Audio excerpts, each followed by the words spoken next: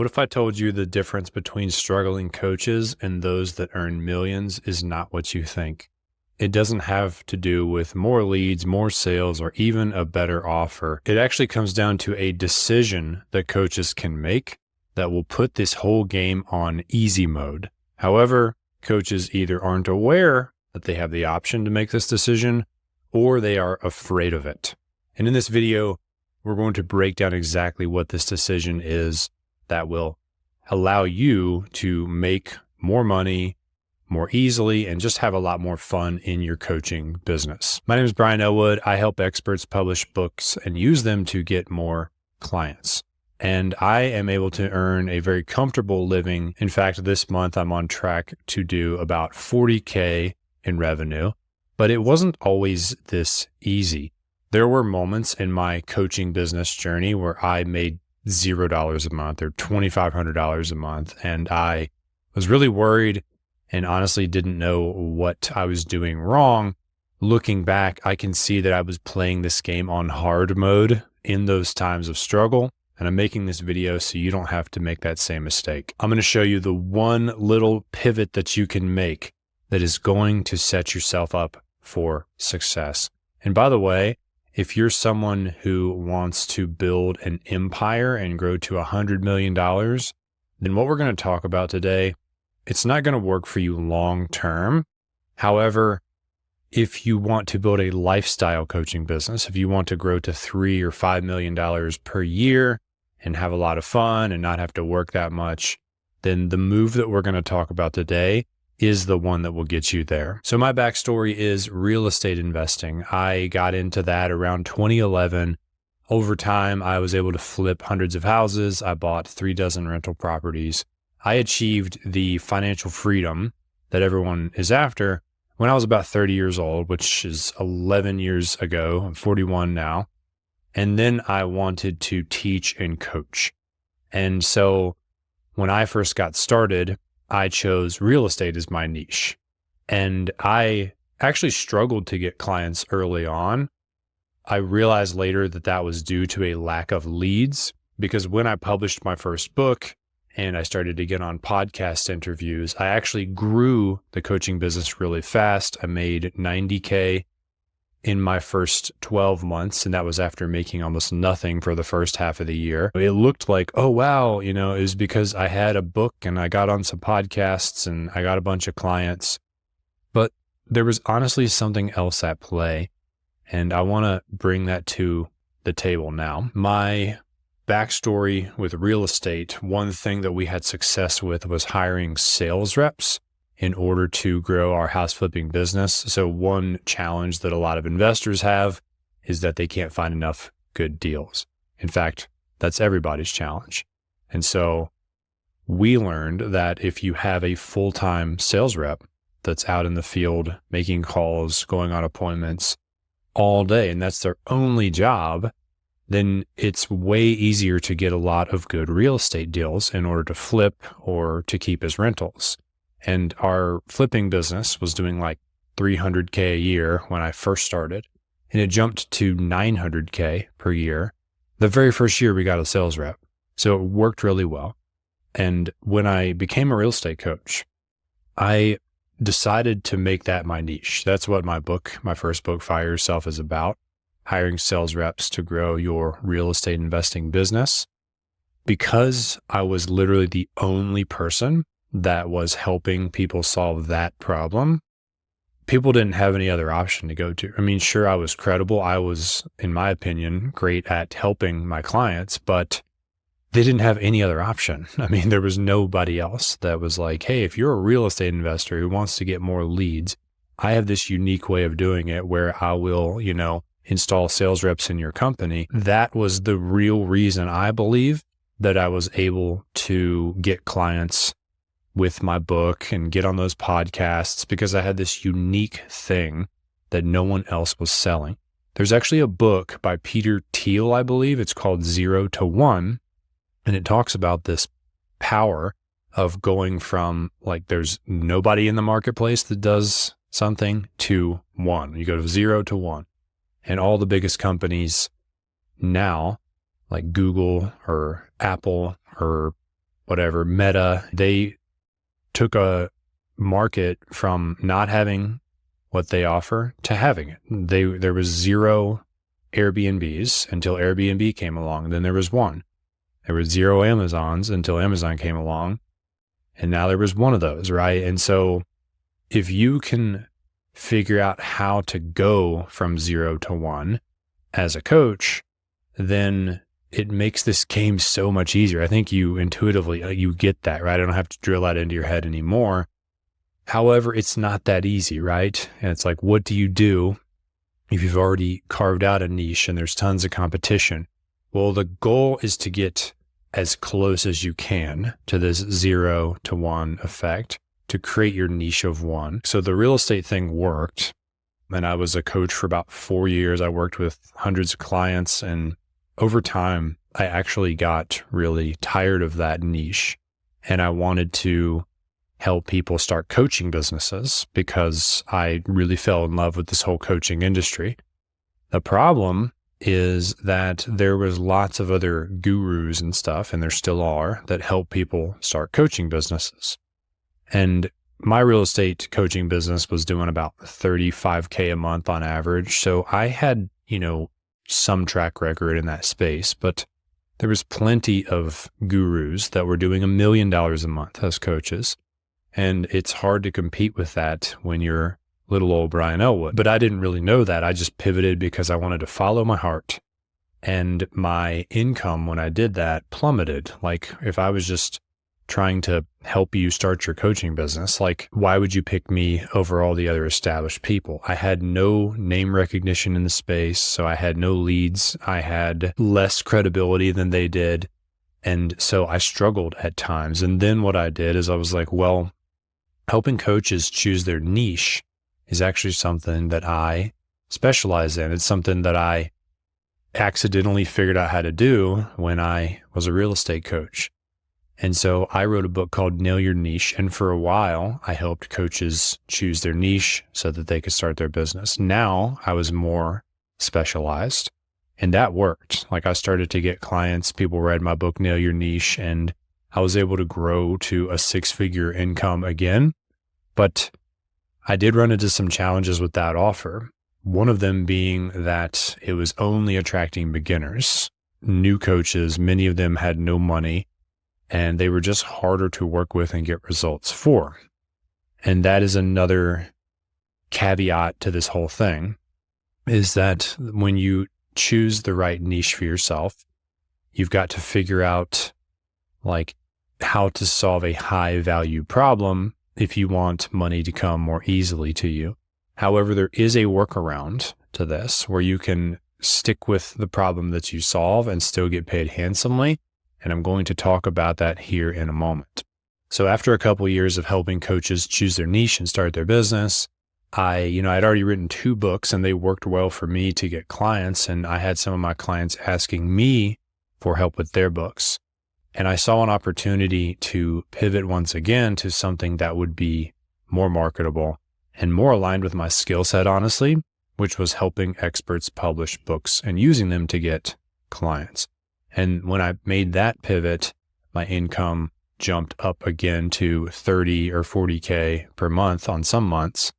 And it was honestly because of the specialization, right? It's like lots of people help you write books. You go on LinkedIn, like there's millions of people that are ghostwriters and all that. And I kind of feel bad for all of them because they're just one more vanilla ice cream store on an endless street of vanilla ice cream stores. And it's like, they're just crossing their fingers and hoping that somebody comes in their door today. What I was able to do was say, I'm actually going to help you publish a book, but not just any book. It's a nonfiction book that's designed to grow your business. And I also help you design the premium offer that lives behind the book and to build the book funnel, architect the whole customer journey that leads from a book buyer up to a high ticket client. That's what I had done in my 2 previous niches in order to get to multiple 6 figures per year in both of them. So I was able to combine, because the other thing is like helping you get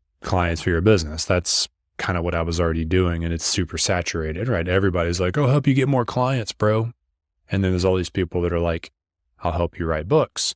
But there's only a handful of people that are like, I'll help you write a book that you can use to grow your business, that you can use to get more clients or more customers. And the cool thing is when you decide to focus, when you decide to specialize like that, you can actually get really good at solving the problem. Like the stuff that I'm building out is just so nuanced, right? It's like I'm have a software now that does all this, and I'm building the exact book funnels for my clients with all the order bumps and the upsells and all the copies written and all the emails are written. And then there's like a formula for building their premium offer. And then there's AI prompts to help them write their whole book that matches that offer and sends people to it. It's like, because I know and I love this customer avatar so well, working with the coach or the expert, and I really enjoy the outcome, like writing books and the whole digital marketing like wrapper that goes around it if you want to use it to grow your business. I'm able to just keep being better at that one thing versus like being mediocre at a bunch of things. Like imagine if I was just like, I'm a business coach and I'll help you with your marketing and your sales and systemizing your business. Like, would you really pay me? Would you even trust me? You know, like I can help you some with all those things, but you can see how much of a harder road that would be versus just being like, no, come to me if you want to write a book and use it to get more clients. And I've got this very elegant system that takes all the work off of your plate. When I made that most recent pivot, it's been almost 2 years now since I made this pivot. That was when things got a lot easier for me. But I'm going to stop talking about myself here. I just wanted to tell my story so that you could see when things were good and when things were not good. And it was relative to my niche, right? It was relative to how much competition I had at the time and how I was able to make myself stand out. And so I'm going to dedicate the rest of this video to helping you make this decision. We're going to refer to this from now on as your niche of one, even though you don't have to be literally the only person, but you shouldn't be able to find more than, let's say, 5 or 10 competitors. If you can find more than that, I would honestly recommend niching down further until you just have a handful of people you're competing against. And you know you can outwork these people, but you got to pick something that you actually love to do and you can do for the long haul. You can't keep changing your niche. That's another thing like that's in the back of my mind is like, now that I've found what I feel is like the thing that I love to do and that I can really distinguish myself in, the absolute worst thing for me to do right now would be to pivot once again. But the past has shown that I like doing that, right? I like to follow my muse and my passion. And if I win Powerball or something, maybe I will, because I won't have to stick with this. But like, you can't keep changing. Like you have to, once you figure out something that's working and you like it, that is like the holy grail and you got to stick with it. Okay. All right. Let's get into how to make this decision for you, how to pivot or make that one shift that is going to help you stand out, help you get a lot more clients more easily. And before I go into this, if you have a fear of niching down because you think that will actually leave money on the table, like you'll be niched down too far and you won't like make as much money because you'll be excluding people. This is one of those counterintuitive things that you have to like learn to rewire your brain around, because that's not actually true. The opposite is actually true. If you try to go too wide, you actually capture nothing. Picture like a net in the ocean. You're trying to catch some fish or something, but the net is like spread so wide that it can never really close around anything, versus going to a spot where you know there's fish and there's like a compressed net that just can scoop up fish real easy. That is the analogy of like niching down versus going too broad. Also, if you're new and you're kind of trying to get a foothold and no one knows who you are, no one cares, then niching down to specialize is a way to make people care, because they're like, oh, wow, he's the only person that helps attorneys get more clients with YouTube. Like, I'm going to pay that guy some money because he specializes in helping me. I'm an attorney who wants to get on YouTube. And then from there, you can help those attorneys with their sales or with their systems. And now you're like a business coach for attorneys. And then you get so big that now you're a business coach for like legal professionals. And then maybe one day you're a business coach for everybody. Can you see how you ascend? Like you start niche and then you build these like footholds upon which you can broaden. Okay. There are 3 ways that you can niche down, that you can create your niche of one. And I'm going to save my favorite one for last, because that's the one I believe is going to be the unlock for you. But I also want to say that as I go through these, you're probably going to feel somewhat confused and maybe a little overwhelmed because you won't be able to see how all the pieces fit together to make your perfect niche. And I'm going to talk more to that at the end a little bit, but just understand that this is totally normal.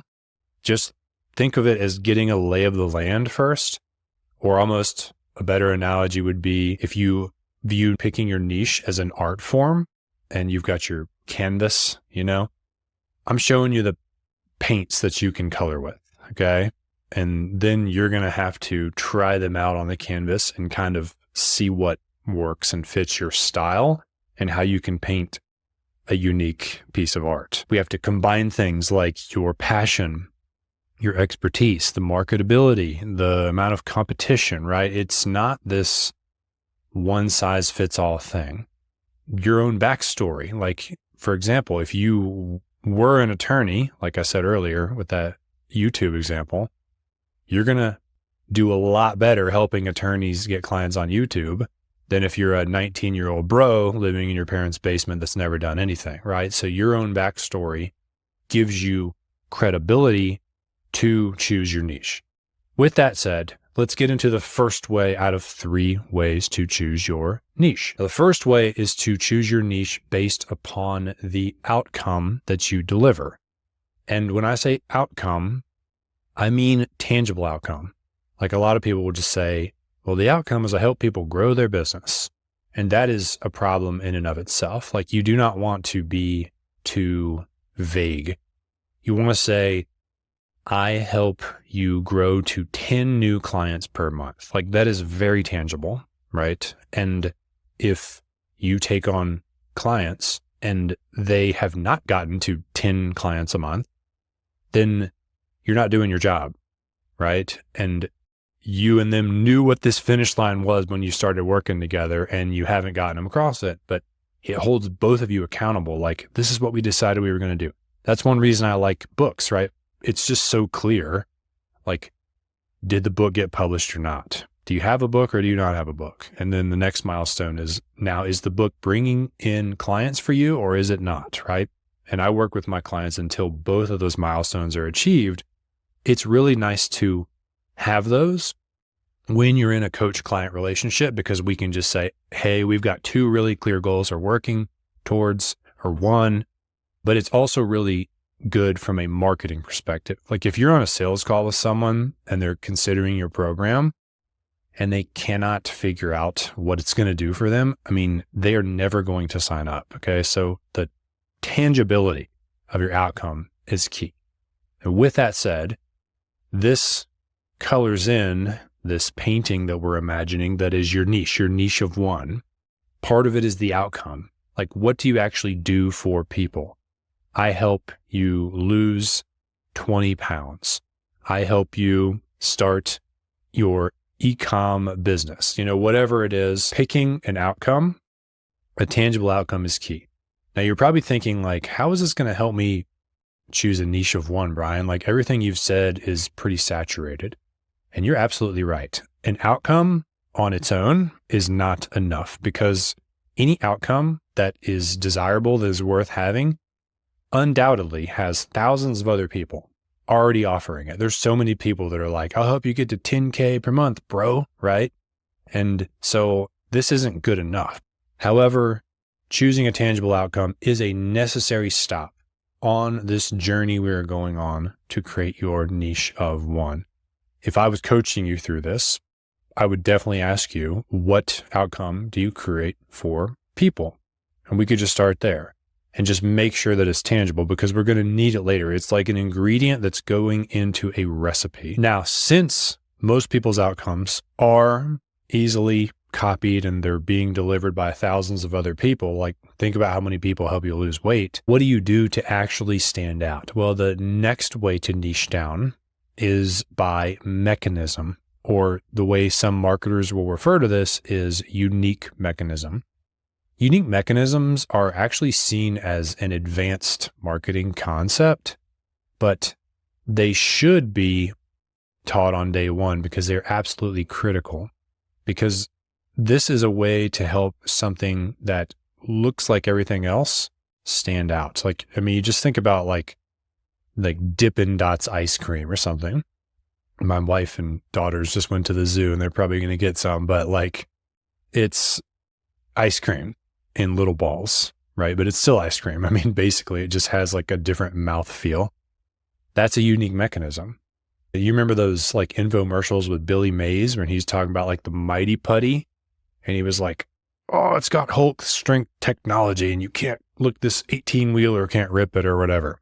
Probably some bullshit, but that was a unique mechanism. It sounds so cheesy, but I'm not kidding. That gets people to buy stuff because it'll be like trademarked or patented, you know, like, oh, wow, maybe a scientist actually developed some kind of like formula within this putty that made it so strong. In the coaching or business world, like, let's say I'm a business coach and I'm like, I'm going to help you grow your business. You're probably going to be not that interested and go find someone who has like way more credibility. However, if I've taken the time to figure out that my business growth framework is actually 5 steps, and I create an acronym, and let's use the word scale, for example, because everyone wants to scale.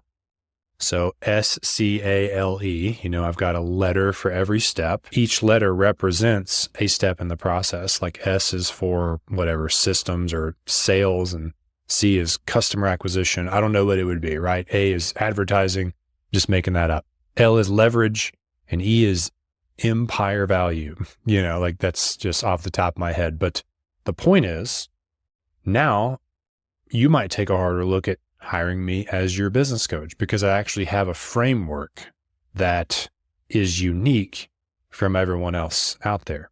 And if you hire a different business coach, you won't get the scale method, right? And maybe you're missing out on something there.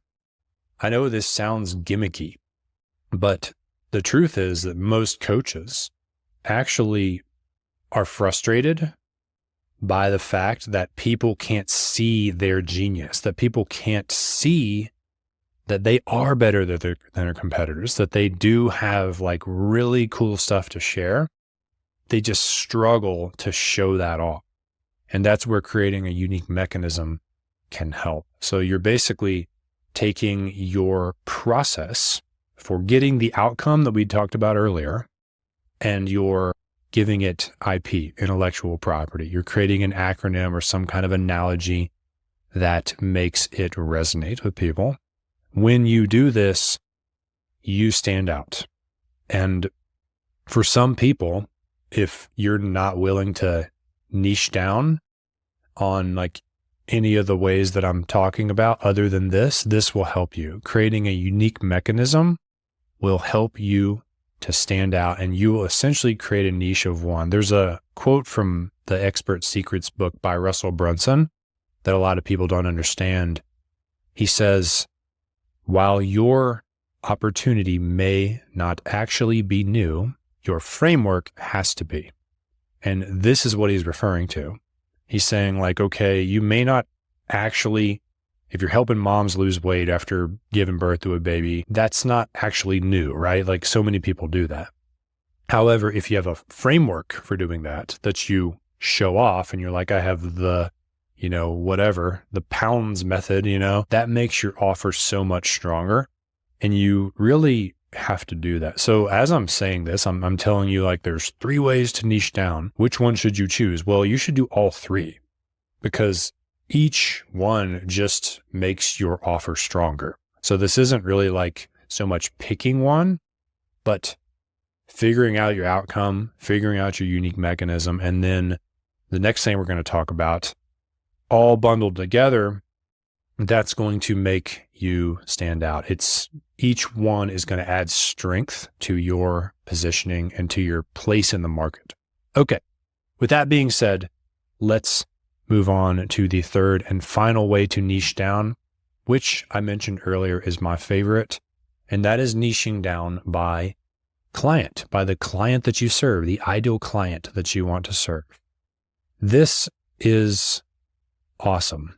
Why? Because you don't have to necessarily have the most unique thing in the world when you serve a specific person.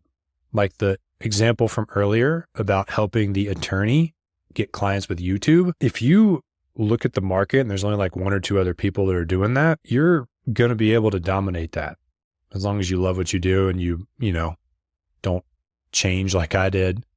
And so you almost don't even need the unique mechanism part, although you should still develop it and show it in your marketing. But it's like you don't have to have it in your bio at that point.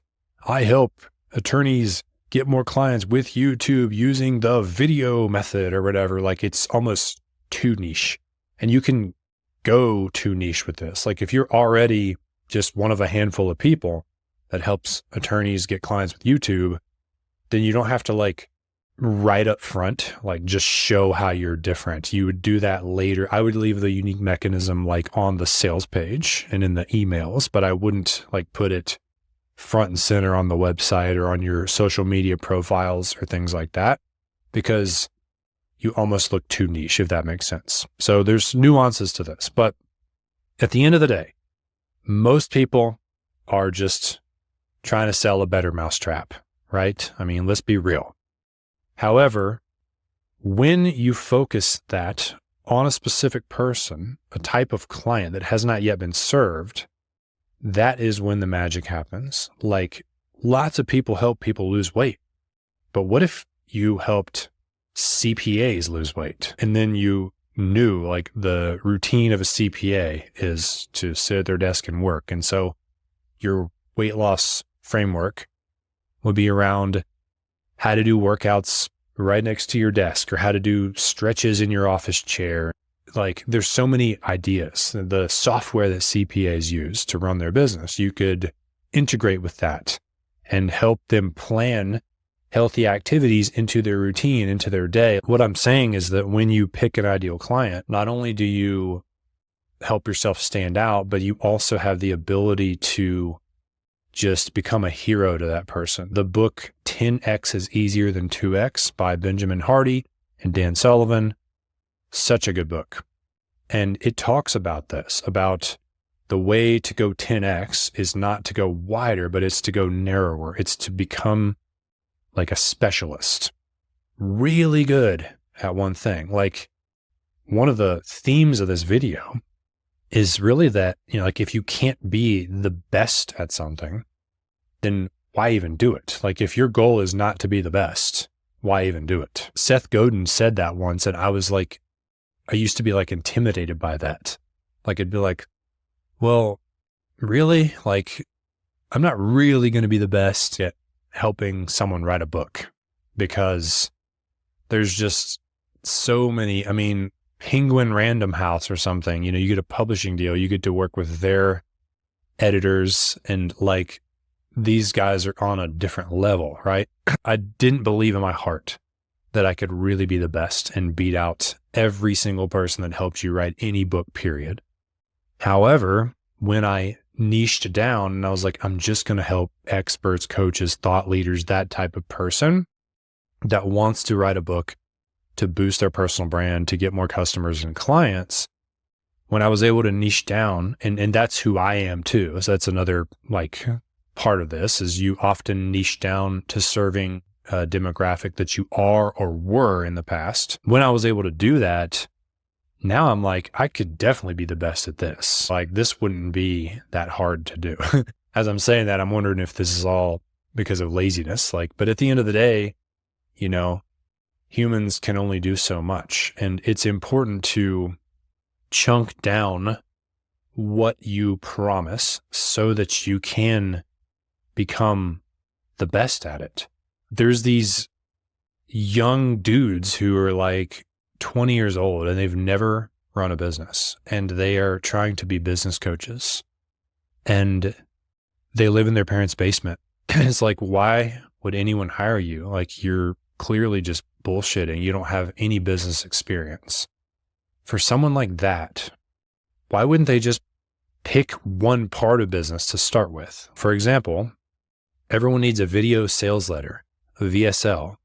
It's that video you watch, little explainer video that tells about your products or service and it has a little book a call button or whatever down below it. Those are critical. And you have to build the funnel and script it and record it. And there's art that goes into just that one part of a business. And not every business even uses those. It's more common in the coaching expert space like this. That 20-year-old bro could just become an expert at helping experts create engaging video sales letters that get people to book calls to learn more about their product. That's it. And can you see how much more manageable of a problem to solve that is? Like, that is like, oh yeah, if you told me I have to be the best in the world at that one thing, I think I could do it. And then from there, that dude will get clients. He might have to do a few for free to get testimonials because he's never done them before, but those people would be doing him a favor anyways because he's going to suck in the beginning. He's going to get better. He only has one thing to learn, VSLs. He learns from all the best VSL makers and he does the funnels and the emails and like just has this one little thing to become so great at and then can broaden from there. I didn't expect to talk about this much in this video, but when you niche down, the manageability of your business gets a lot easier. The chance that you could become one of the best or maybe the best goes way, way up. Most importantly, the reason why you came here is you get more clients, because you stand out, because there's just simply less options. And when I tell people what I do, they'll be like, oh, I know someone that is looking for exactly what you do. Like the light bulb goes off in their eyes. It's because of the specialization. And they no longer want to look at these self-publishing companies that work with anyone and they'll help you write a fiction novel and they're all about publishing it on Amazon and that kind of thing. It's specialized. And that's what I want for you. And to put a bow on this ideal client thing, if you can figure out how to serve a specific client and help that person, only that person, get the outcome that you get for people, things will get so much easier. I promise you. Just figure out who you would love to serve. Now, we've talked about a lot in this video, and there's a lot of nuance to this decision, right? Because the customer is the foundation of your business. If you don't pick the right person to serve, then you will not like your business and you will probably pivot again and everything that you did will be for nothing. So you got to pick the person you love being around. Imagine you had a Zoom call with someone later today. What type of person are they where you would actually be excited and you couldn't wait for that call to start? Or you're going to have a beer with someone later and you'd have a great conversation with them and stay late and have too many margaritas or whatever. Who is that person for you? So it's important that you pick the right person. You also have to consider the marketability of what you are choosing and make sure it's something that has been proven to already sell. Another caveat is that if you have massive credibility like you're Alex Hormozy, then you don't really have to niche down. You can just help all business owners make more money. You've seen that, right? Here's the problem. We all look at the gurus at the top of the mountain that don't really niche down, and we think that we don't have to either. But they often niched down to get to where they are. In fact, Alex, he helped gym owners launch and fill their gyms. Think about that. One specific person, a gym owner. How many gym owners do you know? I don't know any. Well, actually, I know one, right? So it's not that common of a demographic. It's very specific. And he didn't even help them with their whole business. He just helped them to launch and scale. Or if they had hardly any members, he could fill it because he ran ads and he knew how to do the sales process. and he fixed their offers and stuff so that more people would sign. That was how Alex made his mark. And he sold that company for like almost $50 million, right? And so now he was able to broaden, and he has that track record, that credibility. A lot of people are trying to go where he's at without having exited a business for 8 figures. But if you're here watching this, then you're probably more like me and you're looking for a way to niche down more because you're not at the Alex Hormozi level track record in the niche or the industry that you are in. As you digest this video, I know we've covered a lot. Just know that the answer may not immediately be clear. You have to play with the different outcomes that you can get for people and how to create unique mechanisms around that outcome. And then thinking about the type of client that you would love to serve. And you're essentially trying to fit them together in a way that creates an elegant niche, that creates a niche of one where you're like, oh man, this is definitely going to help me stand out. There's only a few other people doing this. The market definitely needs it. This is the type of client I would love to serve. I'm really passionate about helping them create this outcome because it's all within my areas of interests. That's what you're looking for. And if you've made it this far in the video, I congratulate you for being a winner who is committed to his or her success. If you're interested in getting my help making this decision, this is actually the first thing I do with my clients, because we then go and create the high ticket premium offer that's for that person, that delivers that outcome, has that unique mechanism. And then guess what? We write a book to match the offer so that the book and the offer are for the same person, same outcome, build the whole funnel. But we have to nail the niche first. You can click the link down in the description or the pinned comment to learn more about how I work with people to do all of that. And thank you for being here. I hope that when you watch this video and you do what is in it, you make a lot more money more easily and have a lot more fun. I got to go because the skies are exceptionally blue here in Colorado and it is time for a walk. Thank you for being here, and I'll see you in the next video.